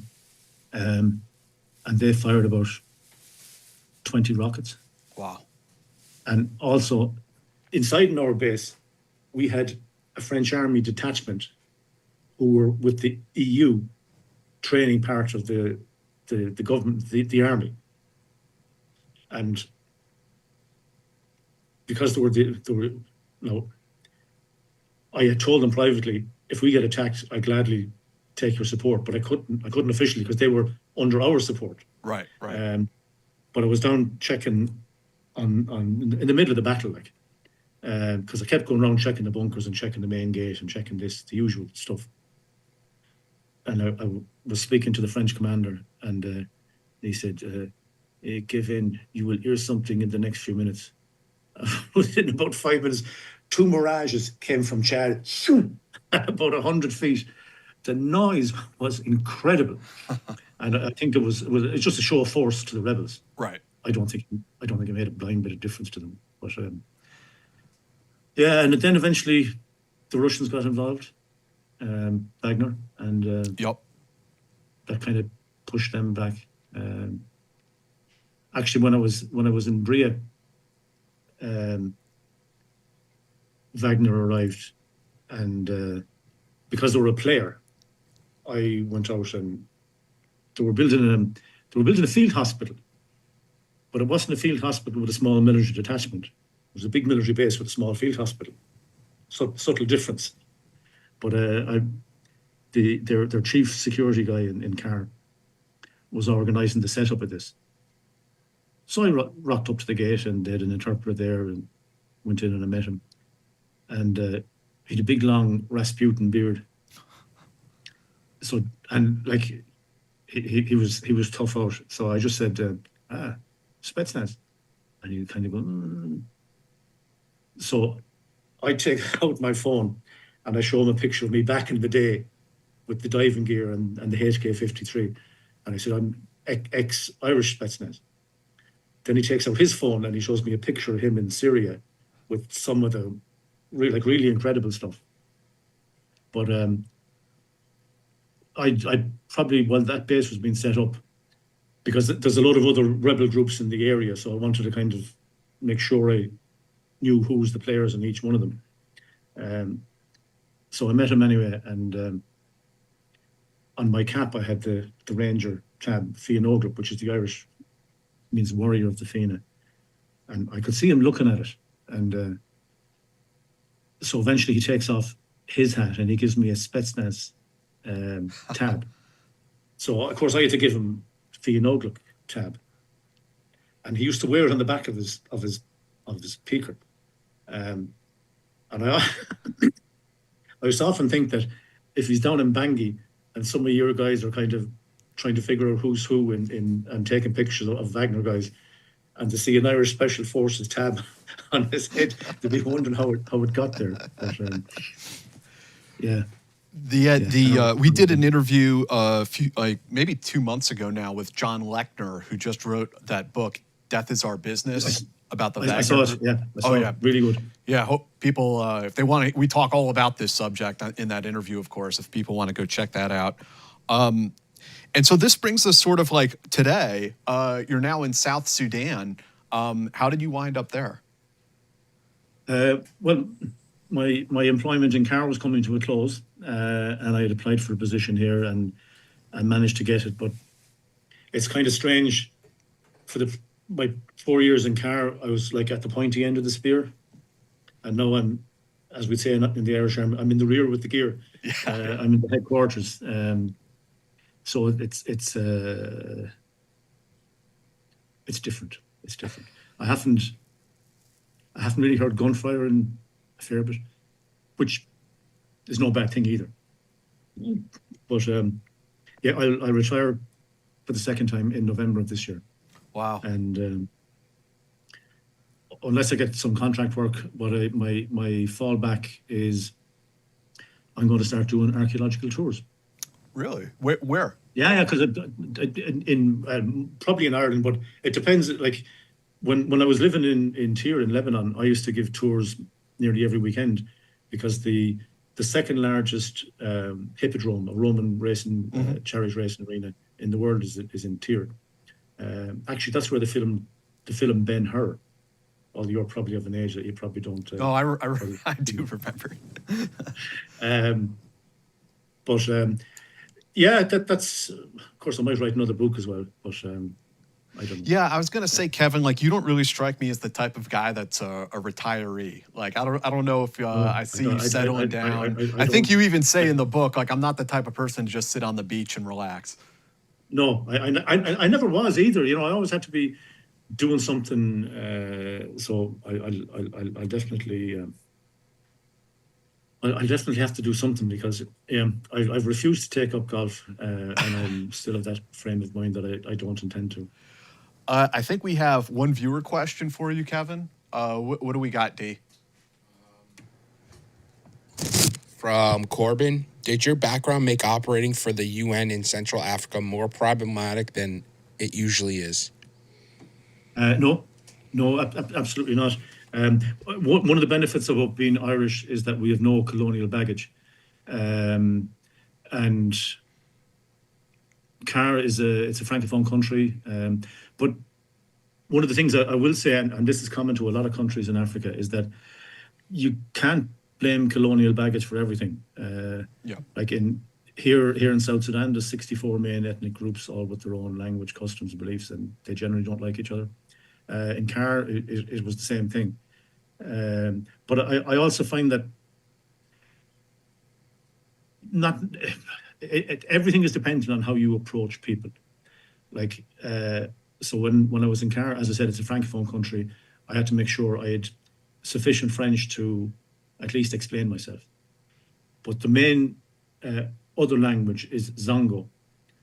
So I felt, because I was, regardless of what you think of these countries, if you're a guest in anyone's country, and I did this in Lebanon and in Israel as well, you should be able to say, how are you? Please, thank you. Where is goodbye? At a minimum. So I could do it in Zongo. So we'll say in Zongo, Tunganaye is how are you? And the response is Yakadape. The next ethnic language is Banda, and how are you is Ambrata, and the response is Aramani. So completely different. But we used to have local security guards doing kind of access control at the gates. So every morning before I went to the office, I'd go to the gate and I would address the security guys French, Zongo, and Banda. But if they didn't reply to me in Gaelic, because I taught them how to say hello, how are you, I'm fine, in Gaelic. If they didn't reply, I'd give them 10 push-ups. And it was gas. You'd see like local contractors coming in, like maybe plumbers or something like that. And they'd see this Irish guy, not just talking French, not just talking the main dialect, but talking the second one as well. And then they'd see their neighbours responding in a language that they hadn't a fucking clue what it was. It's a kind of, it's a mark of respect to them. And every place I went, and you know, I've been on patrols to the middle of weird and wonderful places where the locals may not be that friendly, or rebel groups as well. But we'll say, to address some of the Arab rebel groups in Arabic, Marhaba kif al-hal, and then go into Zongo, suddenly you sort of, you're showing them respect. The villagers can see that I bothered my arse to learn a bit of the local language. And I think it can be a game changer. And it's just a mark of respect. That's it. But to go back to your caller's question, certainly I've never found my background being a hindrance to anything. And your question about the Care Bears, even though my background is SF, a lot of people sort of figured out, well, if I said something, it had to be true, and he knows what he's talking about, kind of thing. Yeah, the Irish, the Canadians, few other nationalities are kind of neutral internationally, don't have the sort of baggage that the United States or Russia or one of these countries might come with. Yeah, so, and you know, I've seen it certainly in Lebanon, where often you end up with disputes about who should get into a checkpoint first, and some nationalities, some armies would say, would immediately go into the defensive position, like I'm in charge kind of thing. Whereas the Irish would be kind of going, lads, come on, what are you doing? You sit there, and take off the sunglasses, take off the helmet, and look someone straight in the eye. So yeah, I think the Irish always had a good reputation for peacekeeping. As I said, mainly we never colonized anyone. Well, we did a bit of England at one stage, but that's a long time ago. We don't talk about that. But yeah, as I said, and it's human nature as well. It's if you treat people with respect, you'll get back much more than what you give. And I used to often say to people, it's as easy to be a prick as it is to be a nice guy. It takes the same amount of energy from you as a person, but you get so much more back by showing respect. And I suppose, no, sometimes you have to be a prick, but not always. The book, I hope people will go and look for it, is A Life Less Ordinary by Kevin McDonald.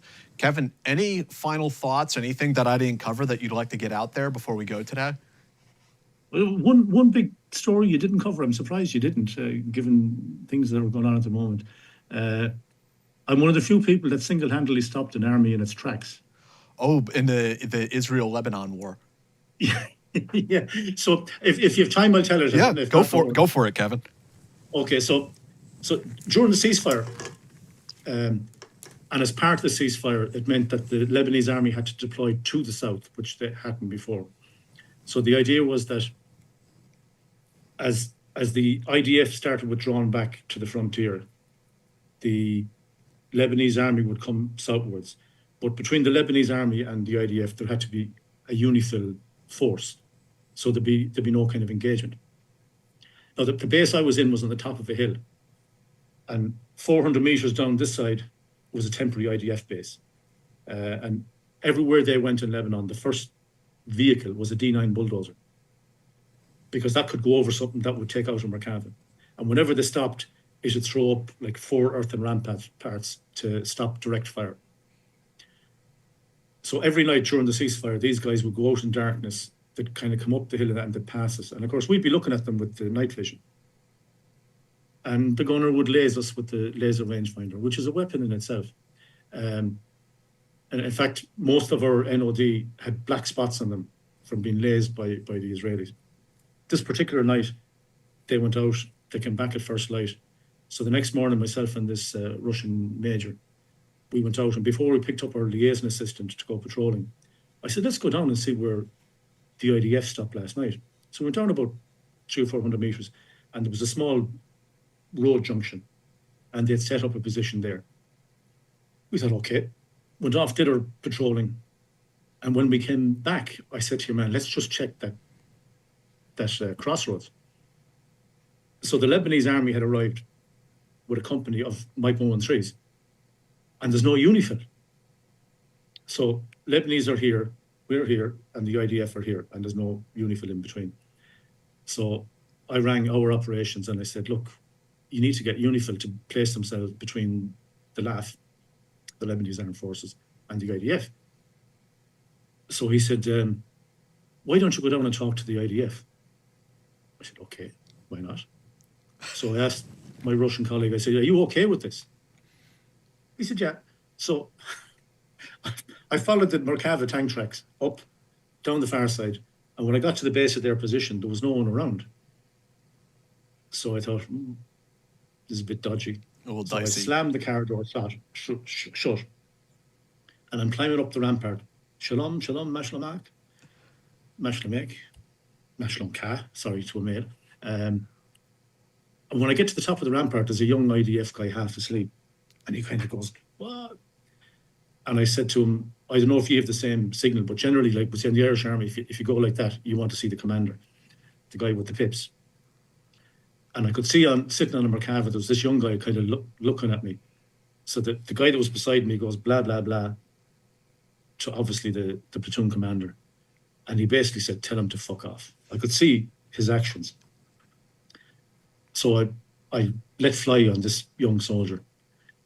I said, look, I know where ye went last night. I don't give a flying fuck where you go tonight. I couldn't give a shit.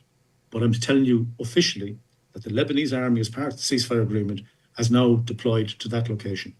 So take that information and do what you want with it. Stormed off. So then I rang our operations, and they said they were trying to get the liaison officer from UNIFIL to officially inform the Israelis. So I said, okay, it's out of my hands. But the last thing I wanted was a shooting match with us stuck in the middle. So then the chief liaison officer for UNIFIL was French, and he rings me, and he says, Kevin, you will find the Indian battalion and place. I said, sir, I'm UNSO. I've no command responsibility with you. I can't tell UNIFIL what to do with their troops. It's up to UNIFIL to contact their troops and do it. I've nothing to do with UNIFIL apart from giving them advice. So then the Lebanese battalion commander rang me to say, when are the Israelis going to attack? And I said, look, I'm trying to stop all this, but you can see they were there last night. I spoke with them. I don't know if they're going there tonight. They wouldn't tell me. So then there was an Irish lieutenant colonel in the liaison branch. And about an hour later, he rang me and he said, Kevin, do you want the good news or the bad news? I said, give me the bad news first. He said, you are probably the most hated UN officer with the Israeli Defence Forces at the moment. And I said, sir, I'll take that as a badge of honour. I said, what's the good news? He said, the divisional commander, because he heard one of his guys wouldn't talk to a UN officer who was trying to de-escalate a situation, cancel all operations for 24 hours until they could sort out things vis-a-vis UNIFIL and the LAF and all that. So yeah, that's my great claim to fame, stopping an army. Yeah, I mean, it would have been a mess if the Israelis went up there and confronted the Lebanese. If there was no UNIFIL there, like they could have engaged in, but yeah, that's how things happen. When both sides don't have the full picture. Mm-hmm. But thankfully, it all got sorted out. And guys, we will have some links down in the description of this podcast where you can find Kevin's book. It's a lot of fun, a lot of great stories in there. I hope you guys will go check it out. Kevin, thank you for joining us tonight, especially making the extra effort with the time zone difference and everything. Really appreciate it, man. Delighted. No, it was a good old chat, because I think us old soldiers kind of like to shoot the breeze every now and then. Yes. Well, hopefully we can link up and do it the right way over a beer one day. Yeah, and a cigar as well. Yes, hell yes, absolutely. So listen, Jack and Dave, thanks for having me, and I think I've given you the link for Amazon if you want to include that. We got it in there. And so everyone else out there, we will see you guys next week. Thanks for joining us. Thanks, guys. Thanks for having me. Hey guys, it's Jack. I just want to talk to you for a moment about how you can support the show if you've been watching it, enjoying it, but you'd like to get a little bit more involved and help us continue to do this. You can check out our Patreon. It is patreon.com/theteamhouse. And for $5 a month, you can get access to all of these episodes of The Team House ad-free. The same goes with our affiliated podcast, Eyes On, with Andy Milburn, Jason Lyons, Mick Mulroy. That one, you will also get all of those episodes ad-free. And you support the channel and the show, and we really appreciate it. The Patreon members are literally what has helped this company, this small business survive, especially during our early years. And you are what continues to help this thing going, even as we navigate the turbulent world of YouTube advertising. So we really appreciate all of you guys. There's going to be a link down in the description to that Patreon page, and there is also going to be a link to our new merch shop. So if you guys want to go and get some Team House merchandise, we got stickers, and we also have patches. And I should mention, if you sign up for Patreon at $10 a month, we will mail you this patch as well. So we really appreciate that. But they're also for sale on the merch shop. And additionally, they got t-shirts up there, water bottles, a tote bag, coffee mugs, all that good stuff. So please go and check them out and support the show. We really appreciate it, guys. Thank you.